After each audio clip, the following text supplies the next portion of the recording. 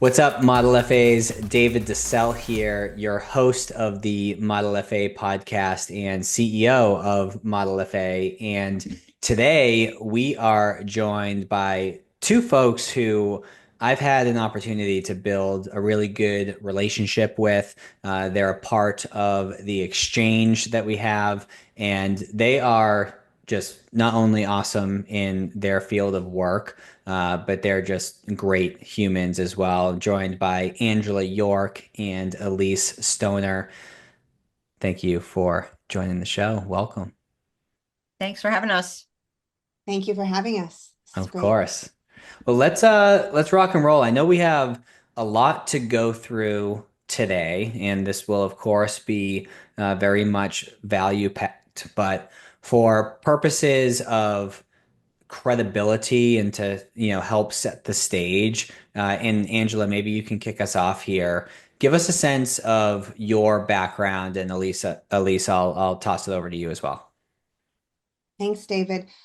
Well, I started my career in the advisor services space, in the marketing space, working in-house in the late 90s at an advisory firm for close to a decade, really building my knowledge of the industry, handling all the marketing communications, the COI relationships, the client events, the marketing plan implementation, all of that, everything that I could do without being licensed, and I loved it.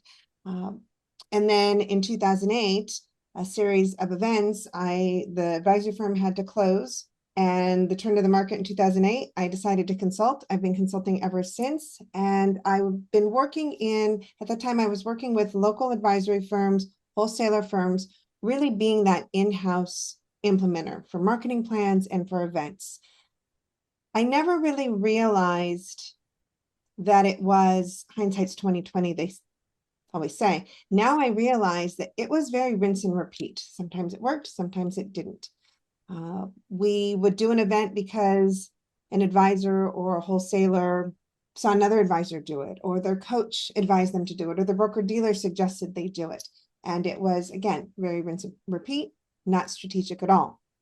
I didn't realize that until the beginning of the pandemic. Elyse and I met through a mutual friend at that time to support and collaborate with each other like everyone was doing at that time. And her background is completely different and very strategic, has very strategic event planning experience. And when we were talking, I was realizing that the advisor marketing implementation and event planning wasn't strategic at all.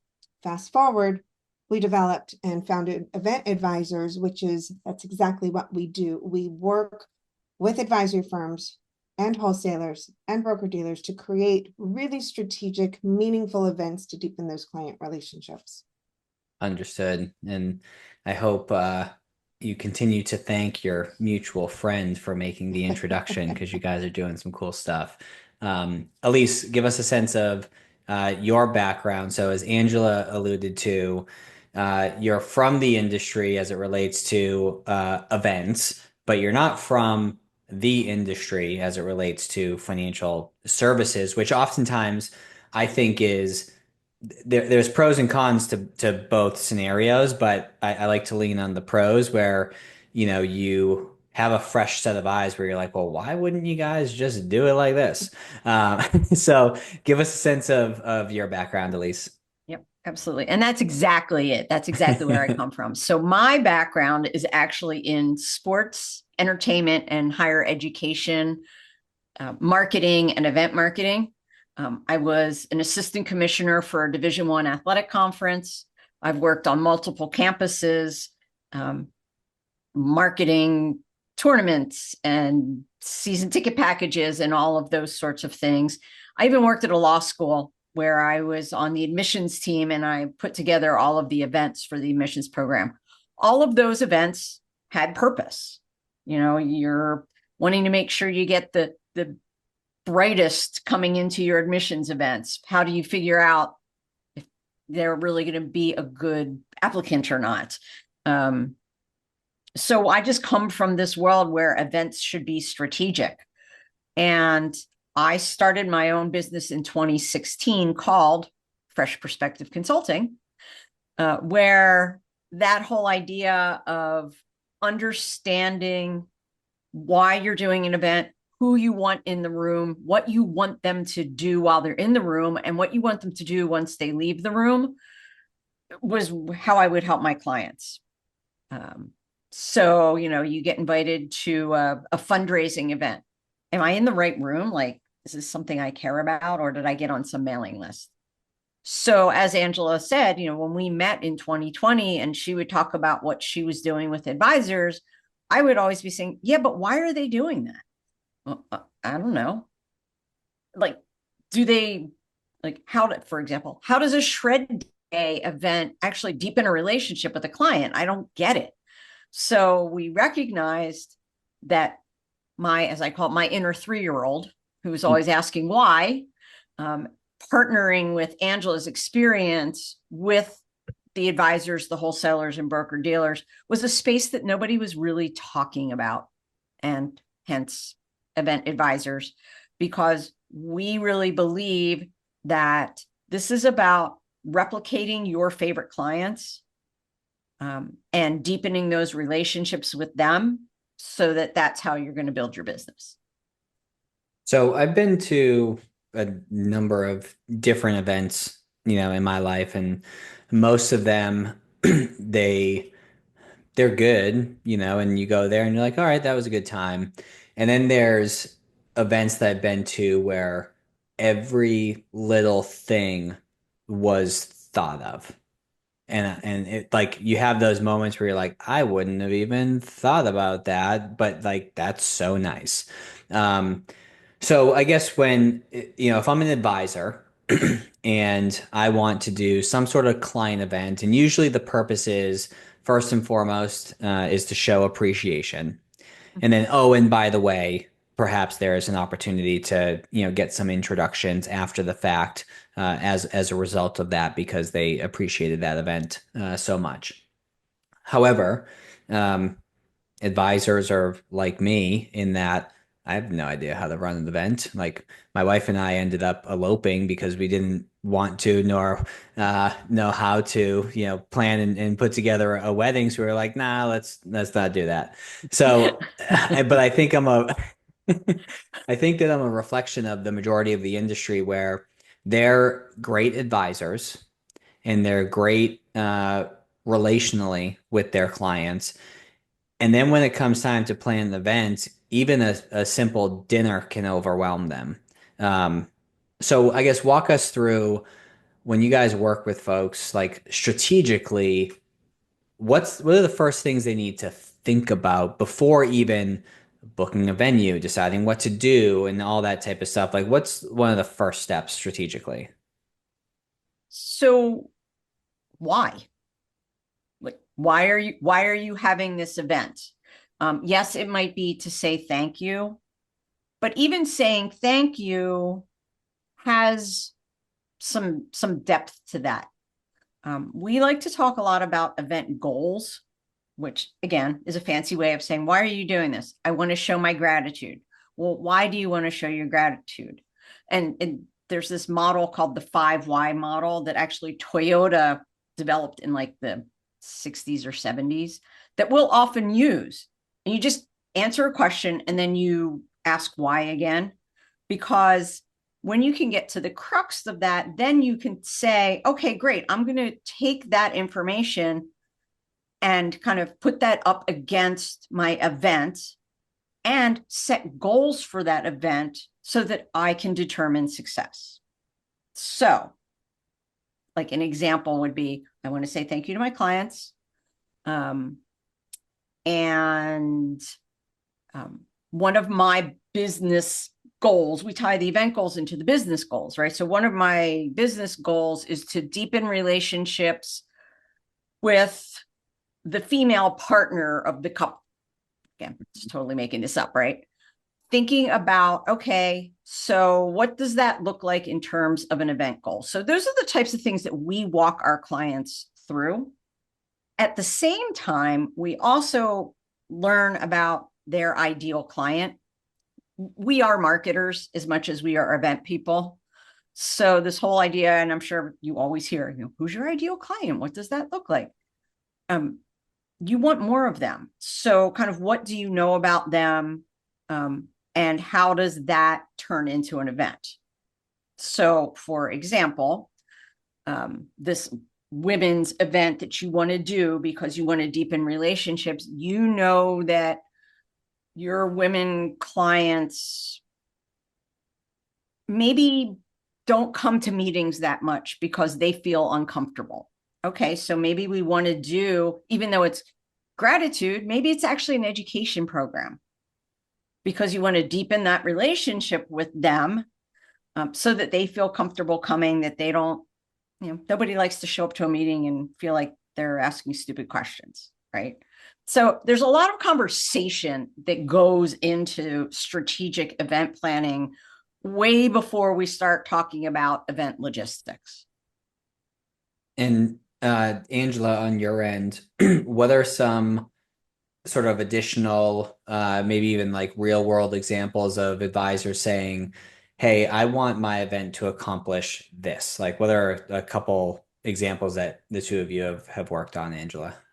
I'll start with one example that Elyse actually alluded to with an advisor that I've worked with for a really long time. One day he had an epiphany that he said, not a lot of the spouses, the wives, are attending the meeting. And he wanted to make sure that the relationships were great. They had the husband-wife relationships were great. So there wasn't a reason that they couldn't come. They just didn't feel comfortable in his eyes. So he wanted to take an oblique approach and really make them feel comfortable as well as deepen those relationships. And so he decided, first of all, let's form a women's group, similar to a client advisory board, a women's council. And then we decided to take it one step further and invited a few women to be part of the initial groundbreaking council, then hosted a brunch for all ladies, clients and prospects of the firm. It was a client appreciation brunch with the intent at that brunch to let them know we wanted to host more events that they were interested in attending. The firm's goal was to get to know them better so they feel comfortable coming into the meetings. So we've got two paths there. So at this brunch, it was a great, fun brunch. We had a flip chart. After a few mimosas, we kind of set the stage. We'd love to do more events for just this group and other women, clients and prospects of the firm. What interests you? What would you like to do if we were to host it? And pens came out, whiteboard, the flip chart, gardening, movies, finance 101. They didn't want to feel incompetent in the meetings and ask silly questions, even though any questions are always welcome. They wanted to make sure they were educated with the terminology, the understanding, so they could be an equal player in the meeting. So finance 101, I think I said crafting and brunch and all kinds of ideas. So then those ideas, that flip chart page, went back to the office, and those events started peppering into the marketing plan. So the business goal is to deepen the relationship with the female clients. Hold the events specifically for the women that they wanted to attend. They attended, started bringing friends. I remember there was this one, Bubbles and Brunch. And it was a painting studio that was next to a little cafe with a little courtyard. So we arranged the brunch, have a few drinks. Again, not a common thing that you have to have drinks in every event, but that was what they were doing is we had brunch, a few drinks, went to the painting studio, and we told them, you're welcome to bring up to 2 friends. But like 2 weeks out, there was a waiting list for this event with the friends, and there was no sales pitch. There was no presentation. It was simply client appreciation, everybody having fun, everyone being cordial. So these women who were spouses and clients really felt heard, appreciated, started developing that know, like, trust with the advisor. And when the advisor then said, Mary, we'd love for you to come to the meeting. Are you going to be joining us? Sure, I'll come. So then the spouses are starting to come to the meetings. And really what that does, regardless of the business goal or the event, the spouse is comfortable coming to the event. The account is of the husband, wife, and the family. So if the husband passes before the wife's not going to feel uncomfortable keeping the accounts there. So there's a reason and a methodology to that. So husband's pass, wife stays on, very comfortable staying on in the firm with the account. Very comfortable then introducing children to the advisor, the account still stays within the firm. So that one little event, that whole goal, it really has a long lasting effect.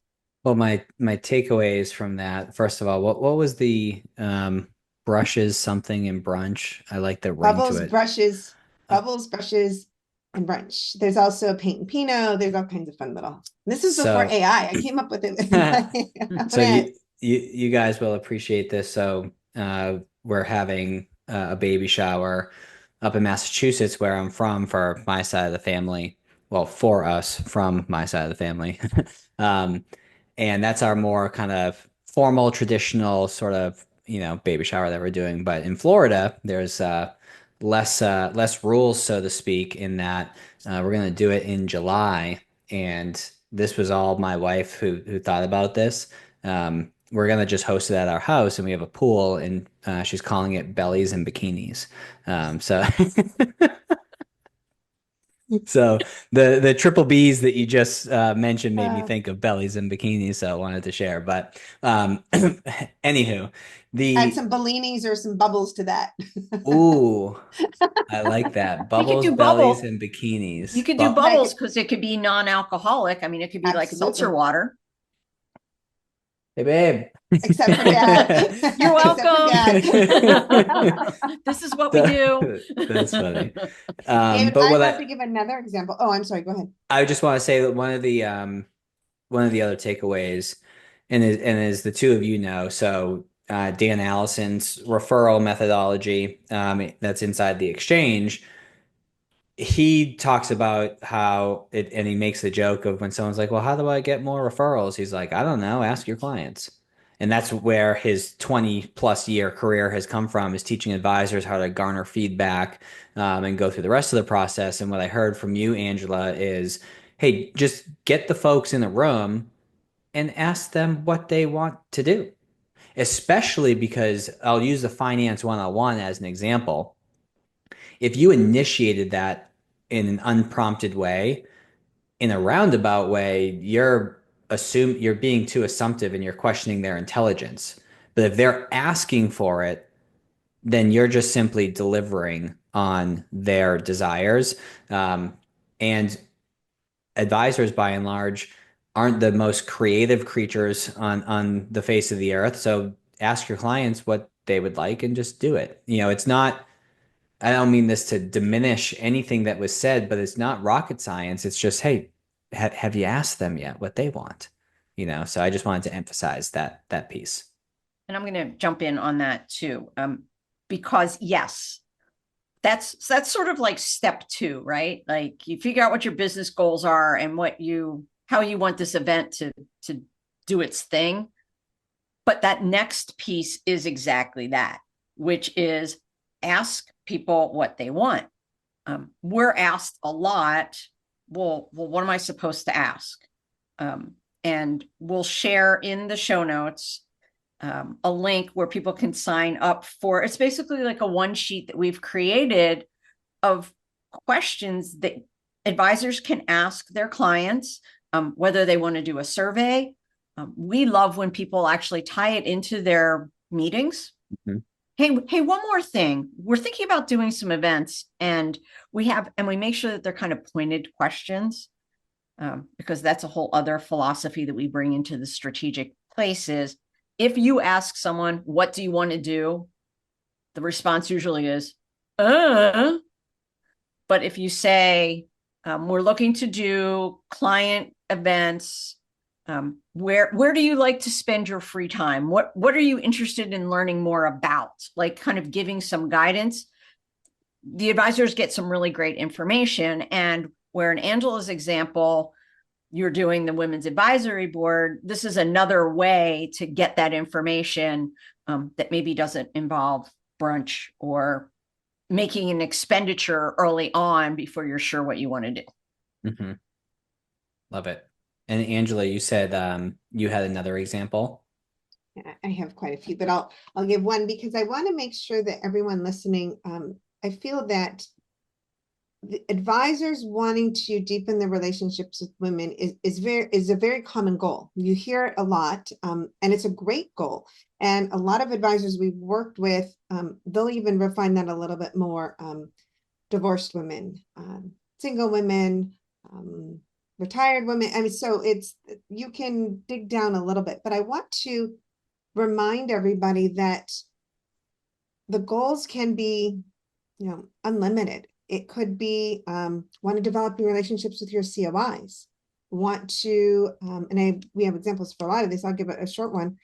During the pandemic, one of our first projects was an advisory firm out of Texas that really wanted to stay in front of top clients and deepen those relationships in the midst of our pandemic. How do you do that? So we worked to create a virtual event that was very targeted with their goal to really stay in front of them strategically.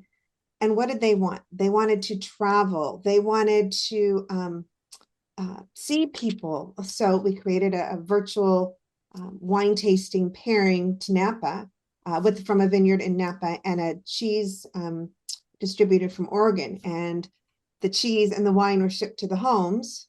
Everybody jumped on Zoom. There was the hillside of Napa, and they were able to really connect. And of course, we planned follow-up during the event to really make sure that that moment lasted for a long time. Not, did you have a great time? Did you like the wine? Did you like the cheese? What wine did you like? What cheese was your favorite? Put those in your CRM. So things like that. It could be, again, the COIs. You want to deepen the relationships, but you want something a little bit different. Have your appreciation for COIs, do a CE, enlist a wholesaler, have a CE luncheon, invite your CPAs and attorneys, start building those relationships. So think outside the box. What is your business goal?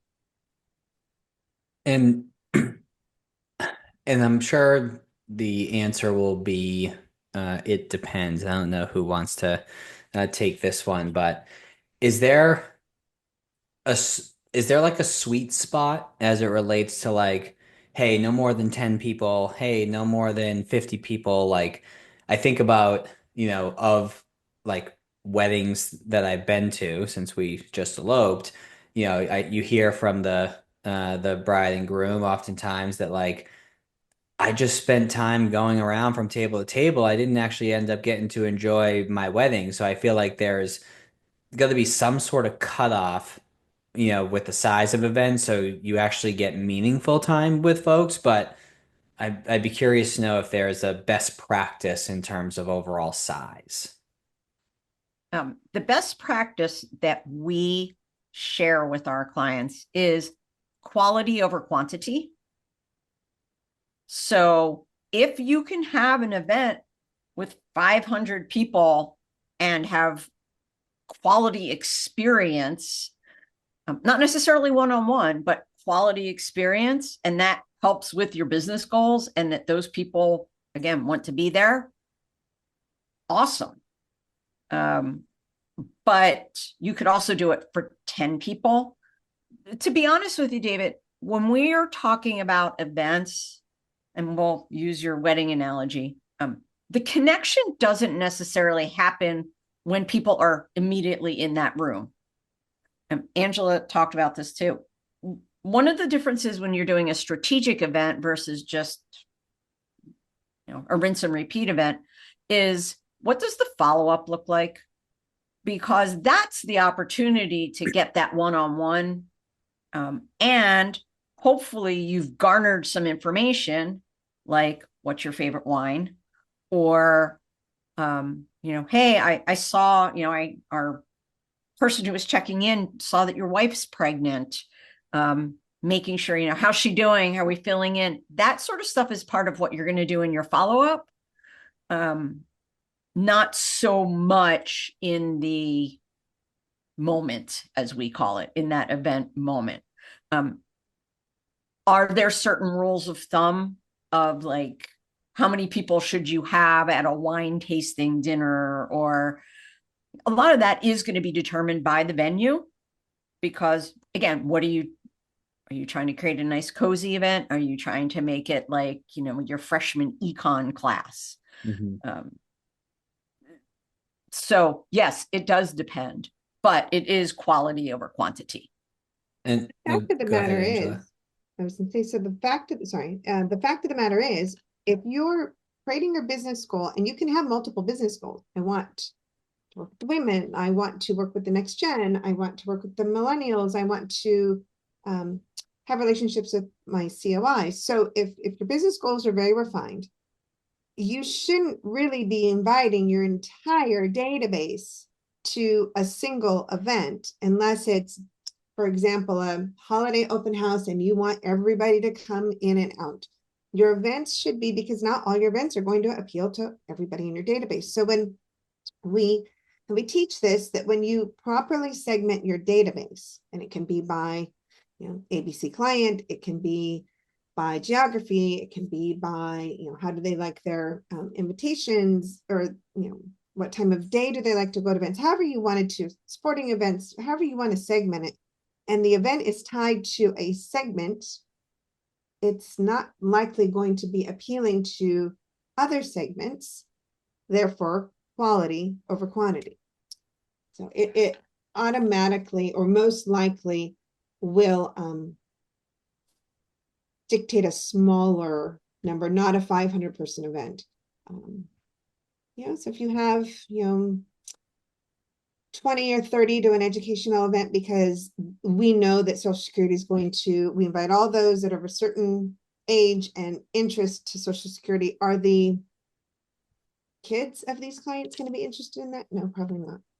They're going to be interested in maybe a long-term care educational event that really talks about bridging the gap and having those conversations with your adult children, maybe. So if you're very pointed in your communication and the event that you design, the attendance will just fall, and it's probably not going to be really large for each event. So we've gone through, and we're just scratching the surface here, of course, but I want to continue to sort of progress to other aspects of events. So we've talked through the importance of identifying, what your business goals are and what your goals are with doing events in the first place, having some sort of North Star that we're working towards.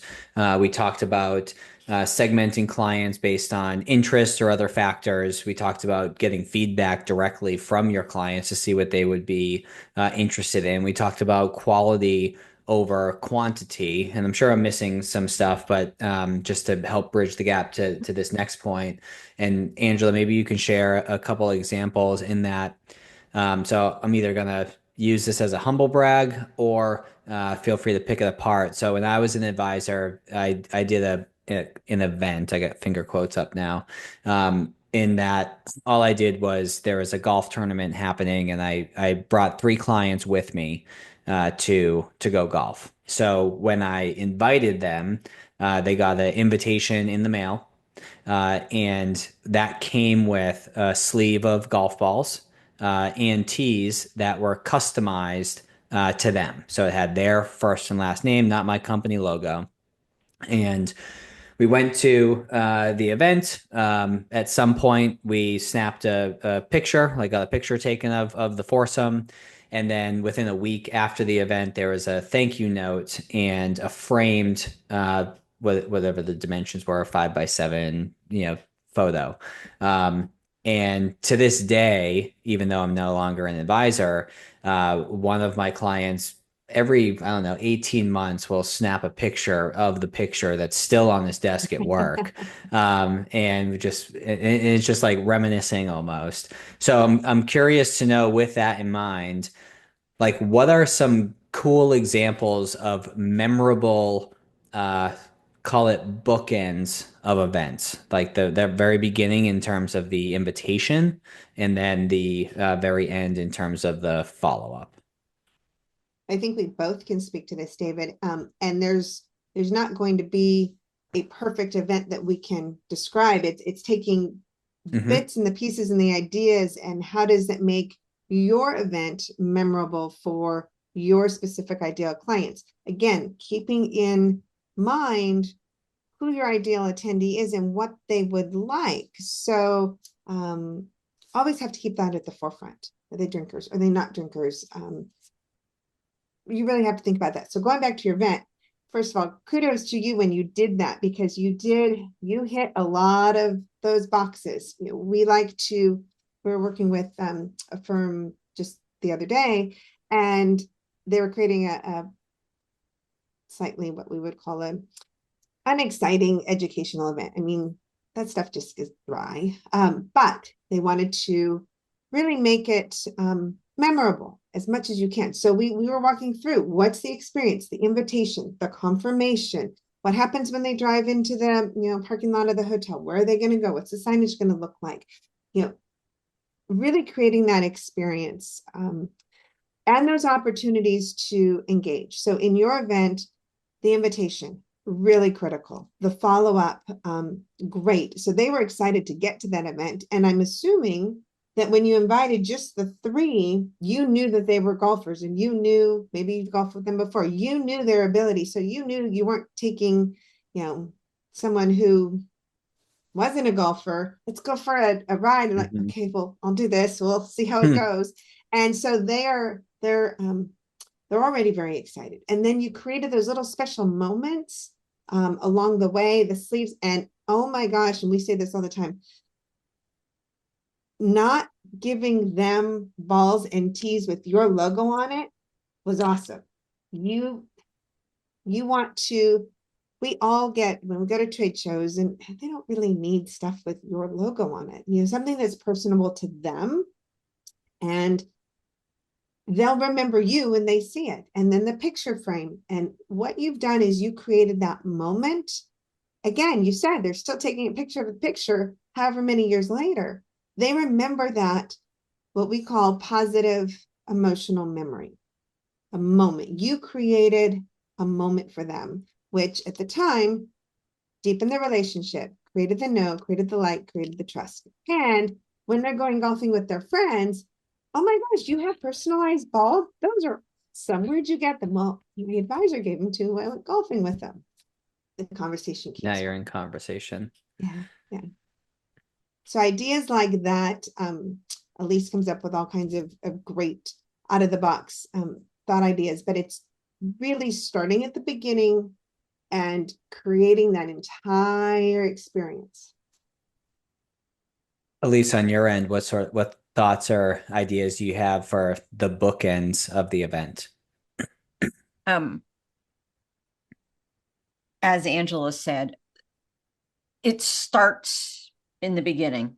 It starts when in the ideation, if you will, right? It starts with setting the tone from a save the date to a printed invitation. One of the things that we also talk about, those questions you ask your clients. One of those is, how do you like to receive information? Because it's cool that you did printed invitations, but maybe, several years later, they'd be like, just, they're going to answer a text more Mhm. so than like a printed invitation. So meeting them where they are. And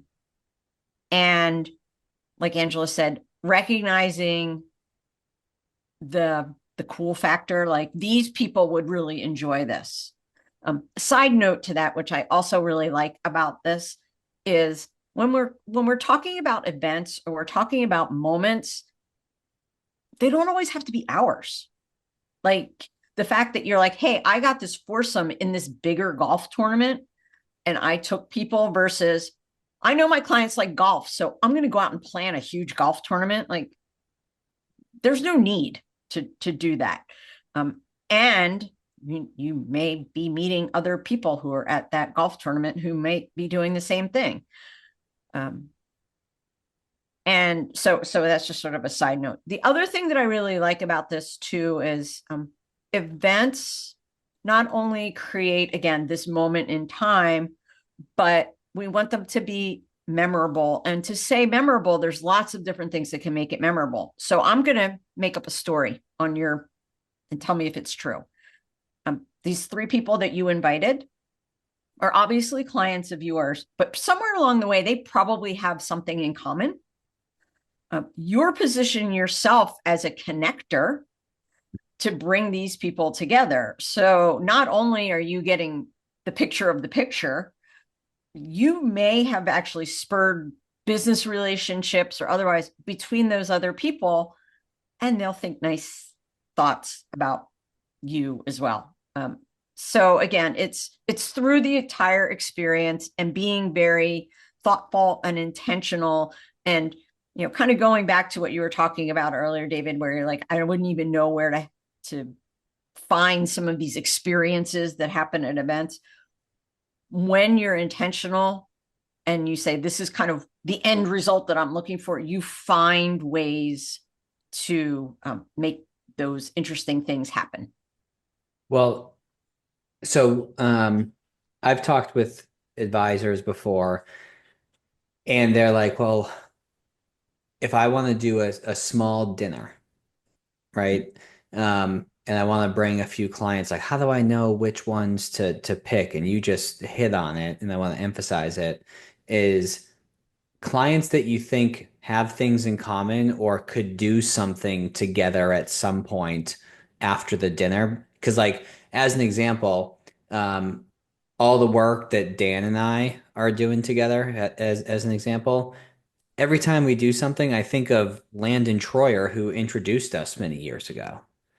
So whether you like it or not, you're going to think of Landon in that scenario. So it keeps Landon, top of mind. I guess what are some things that advisors don't think about? So they're like, all right, I have this event, invitations are out, I have my follow-up game plan. Oh crap, I totally forgot what. Like, what are some commonly overlooked pieces? I'm going to jump in first. So you touched on it, but not really. Follow-up. To me, that's the biggest place where people drop the ball. And, Like, and here's what? Why. I'm sorry, what? It's like they have the event and then they think to themselves, like, okay, now what? And that's it. Our mind shift is, and Angela alluded to this, you plan your follow-up while you're planning your event, because, well, lots of reasons, because then you can make things happen during your planning, right? Like, I want to send pictures to the people who are at this event as part of my follow-up. Well, I'm going to make sure I have a photographer there to take the pictures, so I don't go, oh, oop, I forgot to do that, right? Or I want to use my follow-up to show that I was listening and I'm a good listener as their advisor. Well, what questions am I going to have to ask when they're at the event? Or if I have a team, how do I work with my team at the event and prepping them before the event? Like, these are the types of things we want you to listen for, to look out for, to write down notes, so that when we get together after the event, we have this information that we can put in our follow-up, so that it's valuable. Because there's two things that happen there. There's follow-up, and then there's valuable follow-up. The valuable follow-up is, again, these moments that we're creating, but it's also getting more information. Like Angela was saying, with this wine tasting, when we work with them for the follow-up, it wasn't, did you like the wine? Yes or no? It was, of the 4 wines that we sampled today, which one was your favorite? I like this one, or I didn't really like any of them. Oh, really? Well, which one's your favorite? I can put that in my CRM and know they like beer. They don't really like wine. Don't invite them to a wine tasting next time.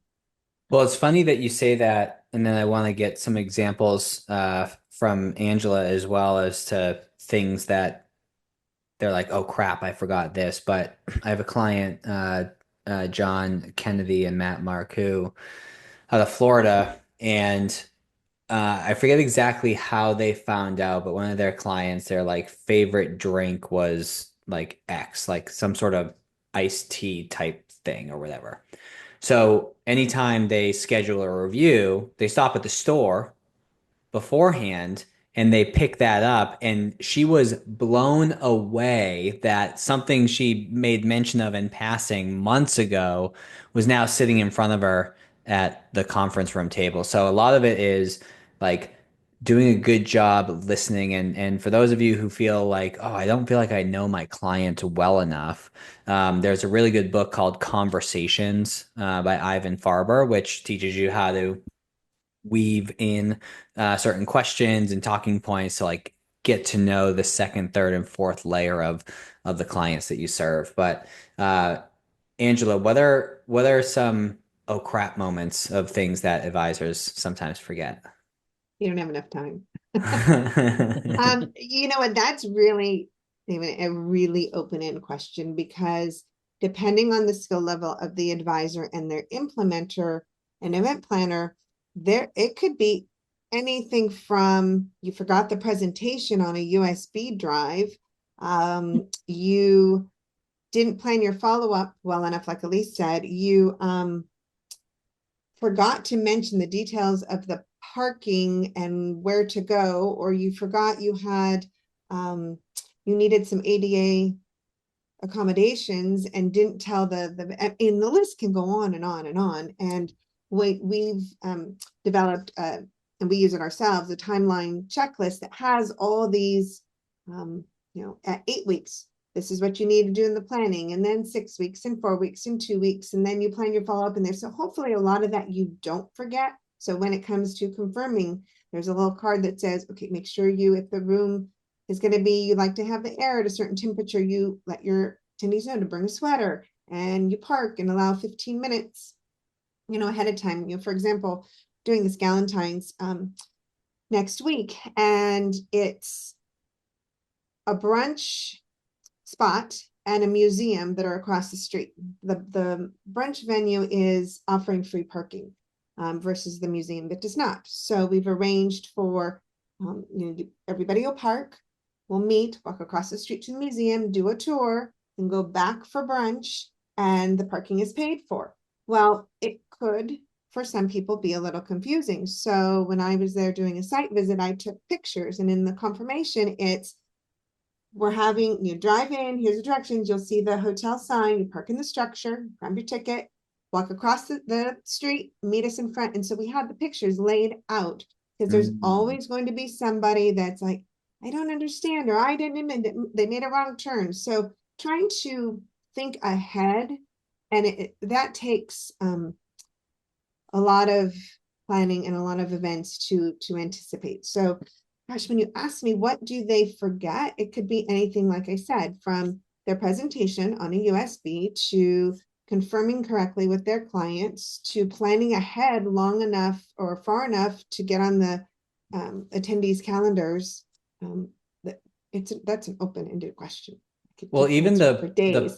the parking example made me think. So let's say someone, and it's their fault because they misread the directions, but maybe it was your fault in that you weren't abundantly clear and overly helpful. And let's say, for example, they pull into a garage at the museum and it's $40, and they're like, "Oh, I have to." Think about that, like psychologically. It starts off with like, "Ugh, $40. Like I wasn't planning on that. Like this is stupid." Um, you may have the best of intentions as an advisor, but if something like that is forgotten or not communicated appropriately, the event can have the complete opposite effect of what you had intended. So like paying attention to those little details I can see go a long way, so you don't look silly, but also so that you're increasing the likelihood that your intentions match their reality. And here's, Absolutely. And you have to be ready, sorry, Elyse, you have to be ready to, if something like that were to happen, think of it from their standpoint. So the first thing that came to my mind was like, oh my gosh, I'm so sorry that that happened and the confusion. Let me, or have one of my staff, or so we're going to go with you when you leave, and we'll drive out with you. We'll pay for the parking and drop me off it. So think of And still salvage something it. a little bit, yeah. and here's the other thing, David, and you said this earlier, right? Like the people listening to this, you're financial advisors, you're not event planners. And we are event marketing specialists and event planners. We're not financial advisors. So when you ask us a question like, what are the things that could go wrong? We've seen most of it. And what we love to do through event advisors is to help people not step in those potholes that we've already stepped in, which is what Angela, one of the ways we do that is our signature event system, which is a bunch of these checklists, like that emergency checklist, making sure you have your USB and your information on there, your check-in sheets, an actual like project management. It's called a Trello board that really is how to plan an event starting at 6 to 8 weeks and taking the user all the way through the follow-up. And it's all designed on things that we have learned. Like, yes, you have gotten that person's RSVP. What does the communication look like between the time you get that RSVP and the day of the event? It's built in there. It helps them literally check the box to say, did I do this? Here are some ideas, because we've seen it and we've done it. A lot. A lot. A lot. The fact of the matter is, if for advisors listening, if we don't want to scare anybody off to not do events, and if you want to do events on your own and you don't have a team, an outside professional planning the event for you, you want to make notes of, do your very best, but if something goes wrong once, make a note of it and start building your own, I'm not going to do that again. However many, we've planned hundreds and hundreds and hundreds of events. There was one event years ago at a very nice restaurant that had great, AV, went there 2 days before, tested it, all of that. Well, wouldn't you know, then the middle of an economic summit, the entire system for the entire restaurant blew.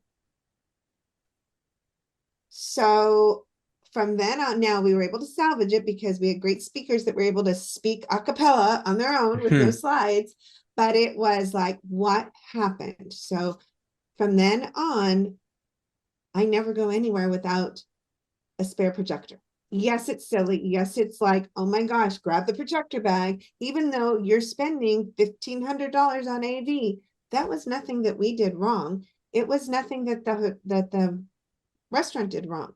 The whole system blew. You can't, it's like Mother Nature. You can't help some things, you just can't anticipate. And that list, I'd imagine, is ever growing. Yes. So Yes. actually on that list, there is a mini projector to kind of, if you find yourself in that position. So all these life, it's just like life, something happens, you're like, oh, I'm never going to go, on a big hike with, in the rain without waterproof hiking boots. Do it once, you're not going to do it again. So again, that's an open-ended question, and we have lots and lots of tips on things that we can help you not forget. But that follow-up, it's not a material thing. That is one of the biggest things that advisors forget. They think, oh, I'm going to give everybody a call after the event. That's not good enough. It's just not. So planning a very strategic follow-up plan while you're planning your event is extremely important.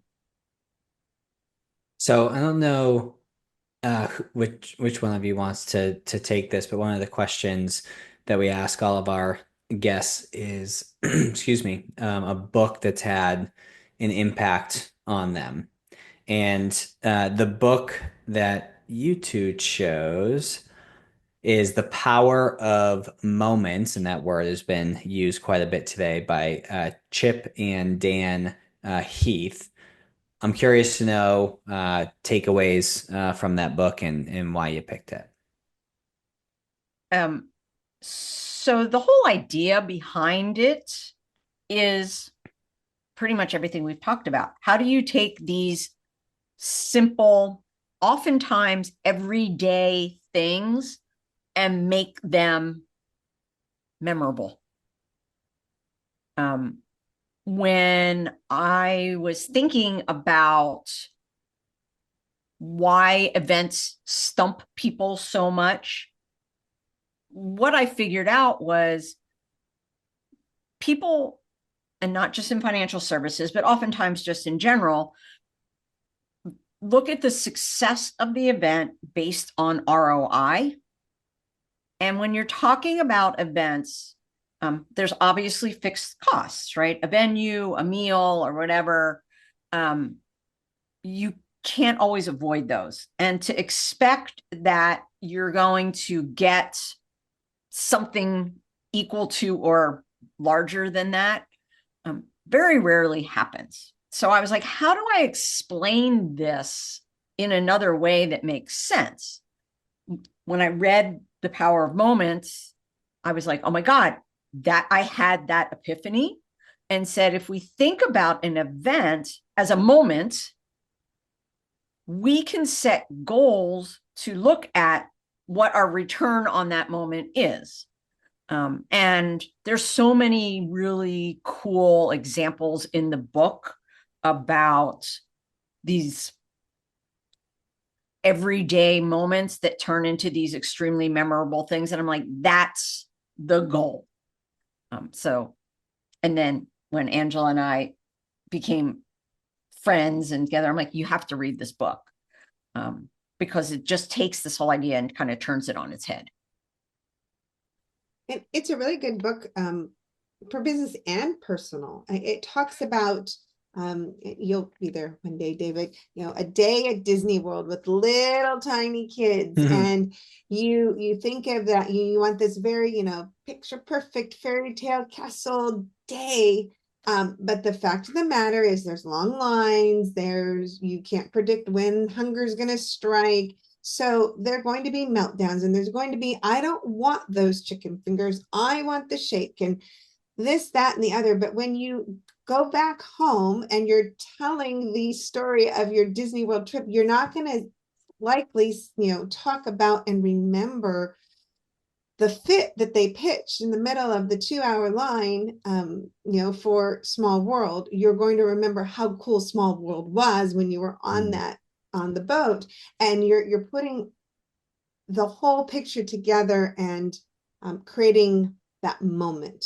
And you kind of leave out some of the other stuff. And moments are powerful because so I went to Disney.